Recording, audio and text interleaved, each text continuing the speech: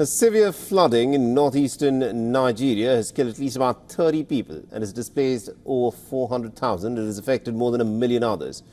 The collapse of the Ngada River in the Borno state on Tuesday has caused some of the state's worst flooding that has been witnessed since the same dam had collapsed about 30 years ago.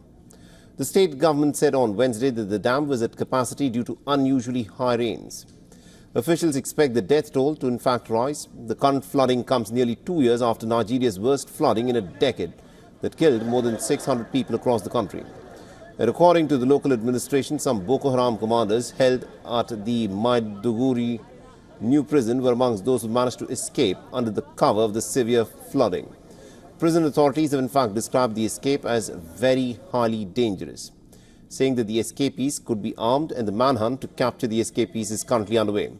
Not only this, swirling waters partially destroyed a local zoo and several animals escaped. Some deadly animals have been washed away into the communities like crocodiles and snakes. Sanda Kierami, the park zoo, said in a statement, urging the residents to take precautions.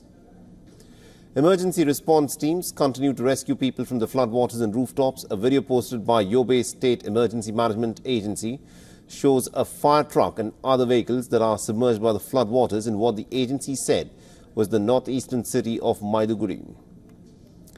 West Africa is experiencing some of its worst flooding in decades. More than 2.3 million people have been affected so far this year, which is a threefold increase from last year. According to the United Nations, floods in northeast have killed at least about 49 people.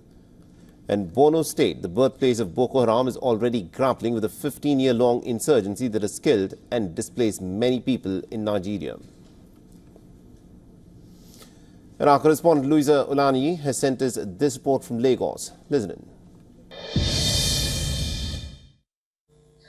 Residents of Maiduguri, the Borno state capital in northwest Nigeria, continue to count their losses after a devastating flood swept through a large percentage of the town, wreaking havoc.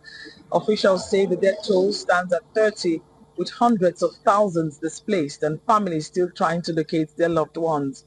Lawmakers have since commiserated with the Vice President, Senator Shatima, who hails from Borno state, as they continue to brainstorm on immediate intervention measures to adopt to solve the humanitarian crisis the tragic incident had caused, while both local and international organizations rally to offer help to victims now at various camps. From Lagos, Nigeria, Louisa Olani, WION World is One. For all the latest news, download the WION app and subscribe to our YouTube channel.